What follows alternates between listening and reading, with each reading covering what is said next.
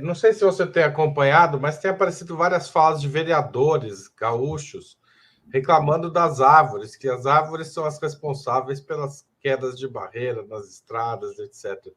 Não sei se você chegou a ver isso. É como se fosse uma aposta na negação mesmo, no negacionismo total, né? Assim, tudo que se sabe sobre meio ambiente vem ao contrário nesses momentos. Exatamente, eu vi essas falas de vereadores bolsonaristas na Serra Gaúcha. Não faz sentido, né? Porque uma das interferências humanas que cria mais condições, mais probabilidade de existir deslizamento de terras em morros e encostas é justamente desmatamento desses espaços, retirada da vegetação nativa, obviamente construções irregulares, acúmulo de lixo, tudo isso impacta diretamente. Uma árvore ela tem condição de absorver água, ela não é um elemento que vai concentrar o solo encharcado ali, propiciando o deslizamento, é justamente o contrário. Né? Então, você vê, são ideias que, nesse momento, né, pela força da difusão de desinformação, de notícias falsas, não basta só a gente criticar, a gente tem que explicar para as pessoas que é o contrário, porque senão, infelizmente, pode ter muita gente que acredita nisso, né? Inclusive. Desculpa te interromper, Matheus, mas assim, nos anos 80, São Paulo tinha muita queda de encostas na região da Baixada Santista, Cubatão, etc., por conta da poluição, desmatamento, tanto desmatamento direto quanto desmatamento provocado pela poluição, né? A poluição matava a vegetação das encostas e tinha muita queda. E a solução foi o replantio da vegetação nativa, né? A CETESB, a Companhia de Meio Ambiente do Estado de São Paulo, fez um programa de coleta de sementes, preparação de sementes e replantio, e reduziu drasticamente o problema de queda de barreiras e de esse tipo de problema de desmoronamentos, né? Então, é impressionante que é como se a experiência não ensinasse, né, nesses casos. Exatamente, não se aprende com um acúmulo científico, né? Bem pelo contrário, se vai trabalhando numa lógica de percepções que hoje estão apoiadas aí em toda essa ideia do neofascismo, né? De trabalhar com negacionismo climático, criar teorias da conspiração, né? Aqui, por exemplo, sobre as inundações, Haroldo, se fala muito, bom, mas em 1941 nós tivemos uma enchente muito grave, que tinha sido realmente a maior até essa de 2024 em termos estaduais. E aí se utiliza, bom, mas naquela época não se falava em emergência climática, agora se fala. Né? Então, esse papo de vocês não é verdadeiro. Não é bem assim. Na verdade, nós já temos uma mudança no padrão de chuvas do Rio Grande do Sul que se verifica há cerca de uma década. Vários especialistas já trabalham com essa hipótese, né? Foram várias enchentes no último período aqui, 2016, 17, 2013, um pouco antes nós tivemos também. O ano passado nós registramos 3, 2021, 2022 nós tínhamos tido problema. Tem uma mudança de padrão que está relacionada com os eventos climáticos extremos. Aqui agora no nosso estado, nós estamos sofrendo muito com ondas de calor, algo assim, em várias épocas do ano, ondas de calor muito intensas, certo? Para além já das estiagens e das secas que estão cada vez mais comuns também. Então, não há como negar essa interferência, né? E nós precisamos de políticas públicas e também de políticas de Estado de longo prazo para conseguir preparar o nosso ambiente urbano, o campo do estado do Rio Grande do Sul a enfrentar essas transformações, né? E desacelerar elas, né? Essa é a questão, assim, o que precisa ser compreendido é que a ação política, até o presente momento, esteve a serviço de acelerar as transformações negativas no clima.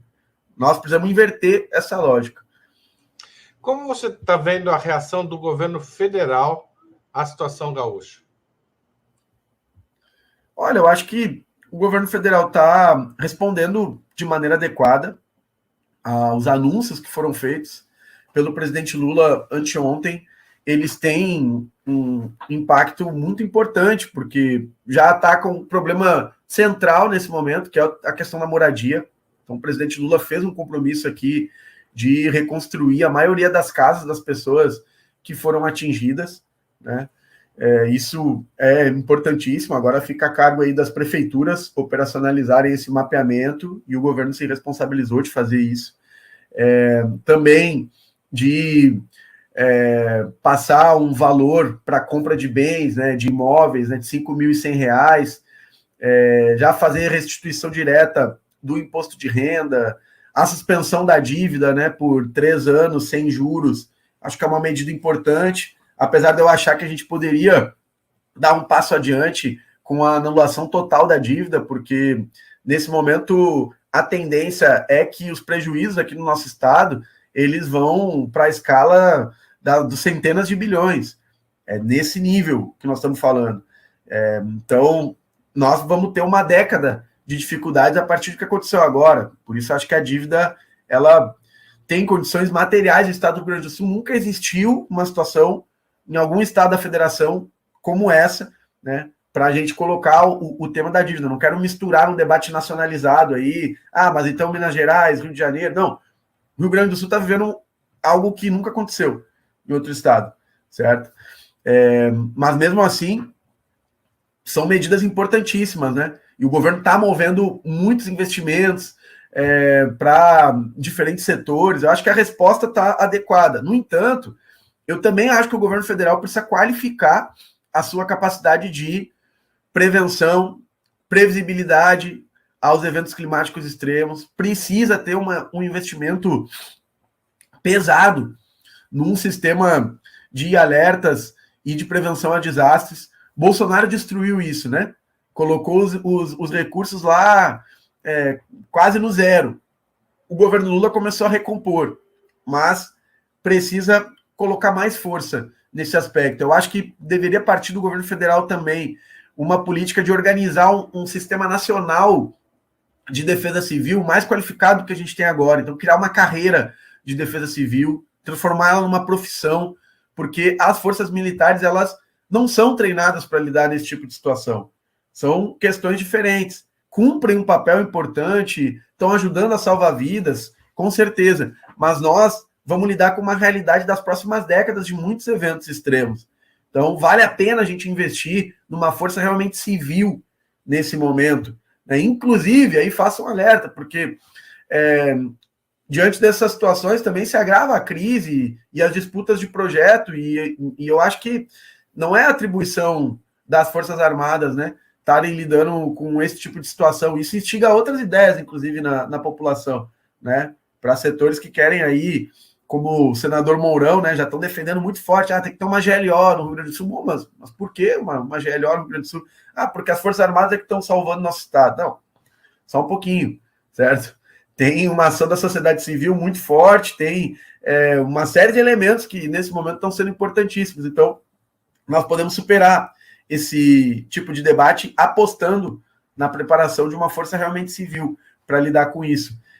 Acho que tem uma série de medidas que precisam ser tomadas daqui para frente para que o Rio Grande do Sul e outros estados do Brasil não tenham que lidar com esse tipo de situação caótica que a gente vivenciou nesse momento. Mas para isso precisa ter realmente capacidade de recurso nessa parte preventiva, né? Então, óbvio que aí os limites da política econômica, da capacidade de investimento do Estado, eles batem também.